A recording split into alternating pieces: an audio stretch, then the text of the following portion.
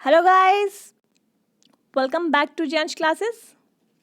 In today's session, we are going to continue our fundamental rights. But उससे पहले I want to make a request to all of those जितने भी लोग मेरे channel पे नए आए हैं, आप प्लीज़ मेरे चैनल को सब्सक्राइब कर लीजिए and don't forget to press the bell icon, क्योंकि उससे जितने भी मेरी लेटेस्ट वीडियोज़ होंगे उनकी नोटिफिकेशन आप तक पहुंच जाएगी. In the previous part, we had learned some facts about fundamental rights and also have seen that how many fundamental rights we have. In the last part, we have seen that right to equality that deals under article number 14 to 18. And today, we are going to start our next right, right to freedom, that deals in article number 19 to 21. So let's start with article number 19. Article number 19 guarantees to all citizens the 6 rights, and these are speech and expression, right to assemble, right to association, right to movement, right to residence, and right to profession. Article number 19 में हमें 6 rights given है. Originally article 19 में 7 rights थे, but the right to acquire, hold, and dispose of property was deleted by 44th Amendment Act of 1978. So we have 6 rights now. Moreover, these rights are available only to the citizen, not to foreigners or not legal person like companies or corporation, etc. So let's try and understand one by one each of these.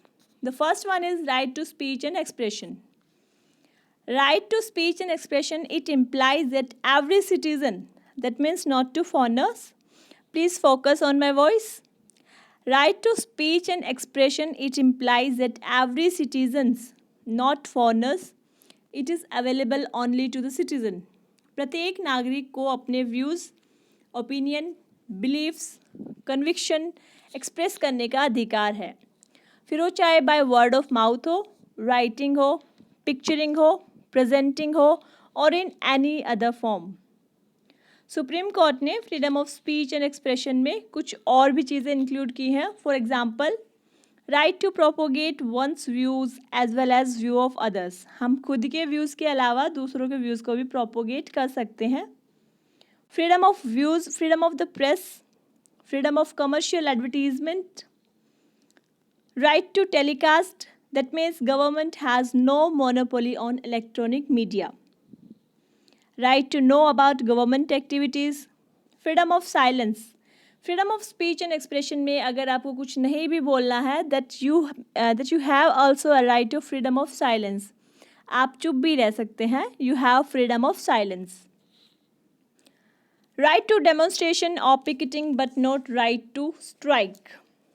Right to strike आपको नहीं है, but in सब में ध्यान रखने वाली बात ये है कि आपको फ्रीडम मिल गई तो इसका मतलब ये नहीं है कि किसी प्रकार की कोई भी पाबंदी नहीं है, कोई रिस्ट्रिक्शन नहीं है. No. State can impose restriction on the freedom of speech and expression on the grounds of sovereignty, integrity of India, state के सिक्योरिटी के लिए, फॉरेन स्टेट के साथ फ्रेंडली रिलेशंस के लिए, public order, decency, morality, contempt of court के लिए, अगर किसी को डिफेम करने के लिए आपने कुछ बोल दिया उसके भी रिस्ट्रिक्शंस हैं, and incitement to an offence. These are the restrictions. Now let's come to freedom of assemble. In this every citizen has the right to assemble but peacefully and without arms. Assemble होने का मतलब ये नहीं है किसी के घर पे भी आप उसकी मर्ज़ी के अगेंस्ट असेंबल हो रहे हैं. नो. कि this activity must be on the public land. किसी प्राइवेट प्रॉपर्टी पे आप असेंबल नहीं हो सकते हैं कि हमें तो फंडामेंटल राइट है, right to assemble. No, this not be done. This activity must be on a public land. And also you must be noted that this right does not include the right to strike. You are free to assemble, but you have no right to strike.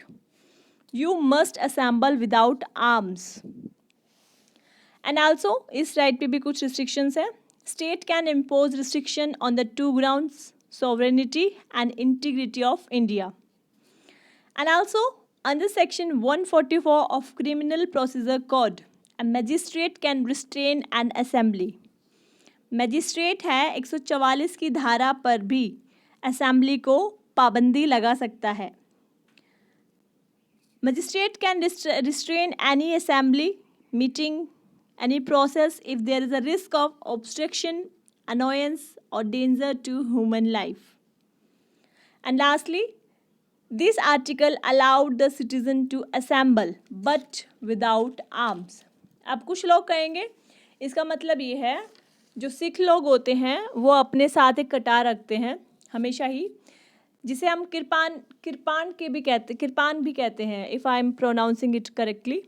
वो assemble नहीं हो सकते because उनके पास तो हथियार है.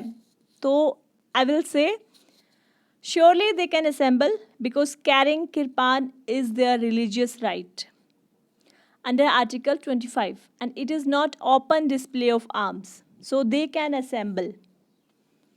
सो let's move to freedom of association. Freedom of association में है all citizen have the right to form association, union, cooperative societies. It include the right to form political parties, company, partnership, club, organization या maybe any body of person. पर it not only include the right to start, सिर्फ हमें start करने का ही right नहीं देती, but also to continue with the association. ठीक है. And further it covers the negative right also. अगर हमें किसी एसोसिएशन को या यूनियन को ज्वाइन नहीं करना है देन इट्स योर विश, आप नहीं कीजिए. कोई ज़बरदस्ती नहीं है कि आपको फ्रीडम है तो आपको करना ही है. No, you have also a negative right of not to form और not to join any association. Again इस पर भी state can impose restriction on the sovereignty and integrity of India, public order, morality and also. Now let's come to freedom of movement. Freedom of movement, इसके अंदर हर एक citizen को ये right है, right to move freely throughout the country. He can move freely from one state to another, from one place to another within a state. Inter state भी आप move कर सकते हैं, intra state भी आप move कर सकते हैं. इस राइट का पर्पस सिर्फ इतना ही है, टू प्रमोट नेशनल फीलिंग्स. इस पे भी रिस्ट्रिक्शंस लगाई जा सकती हैं of course on the interest of general public and protection of interest of any scheduled tribes. किसी शेड्यूल्ड ट्राइब्स के इंटरेस्ट को प्रोटेक्ट करने के लिए भी आपके इस राइट टू मूवमेंट पे प्रोटेक्शन रिस्ट्रिक्शंस लगाई जा सकती हैं. And also supreme court held that freedom of movement of prostitutes can be restricted on the ground of public health and in the interest of public movement. And you must be noted, movement दो तरह की होती है. right to move inside the country, हम लोग country में ही इधर उधर घूम रहे हैं, and second है outside the country. But Article 19 right to movement protects only the internal movement. आपकी कंट्री में ही जो मूवमेंट होगी वही आर्टिकल 19 के अंडर कवर होती है. And outside the country, you may have the right to move outside the country, but that will be dealt by article number 21, right to life and personal liberty. This is the right to movement. Now come to freedom of residence. It includes that every citizen has the right to reside and settle in any part of territory of the country. किसी भी country के मतलब अपने country के किसी भी territory के कोई भी पार्ट में आप रह सकते हैं, सेटल हो सकते हैं. और इस राइट में आपको टेम्परेरी बेसिस पे रहने का भी राइट है. जैसे आप यूपी से हैं और हरियाणा में आए हैं just for the sake of livelihood, आप टेम्परेरी यहाँ पे स्टे कर सकते हैं. And you have also the right to set up a home और domicile at any place permanently. This right is just for promote nationalism.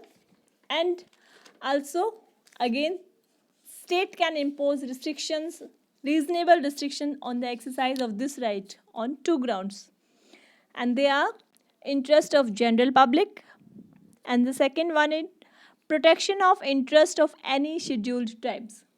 किसी भी general public के इंटरेस्ट के लिए आपकी मूवमेंट, आपके रेजिडेंस पे रिस्ट्रिक्शंस लगाई जा सकती है, और शेड्यूल्ड ट्राइब्स के इंटरेस्ट के प्रोटेक्शन के लिए भी रिस्ट्रिक्शंस इम्पोज की जा सकती है। किसी भी आउटसाइडर को ट्राइबल एरिया में रहने की परमिशन नहीं है, just to protect their distinctive culture, language, custom and manners of that tribes. Supreme Court also held that certain areas can be banned for certain kind of person like prostitutes and habitual offenders. So now you are confusing, right to movement भी है हमें, right to residence भी है, पर restrictions भी है. So I will say right to movement and right to residence are overlapping, but both are complementary to each other. So now let's continue to right to profession. इसके अंदर है all the citizen has the right to practice any profession और to carry any occupation, but general public के interest के लिए state can impose reasonable restriction on the exercise of this right.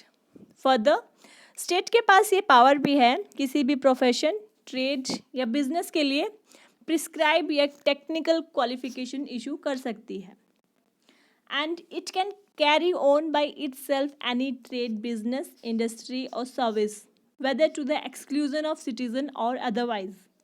State के ऊपर कोई भी ऑब्जेक्शन नहीं किया जा सकता when the state carry on a trade, business, industry as a monopoly. State is not required to justify its monopoly. No.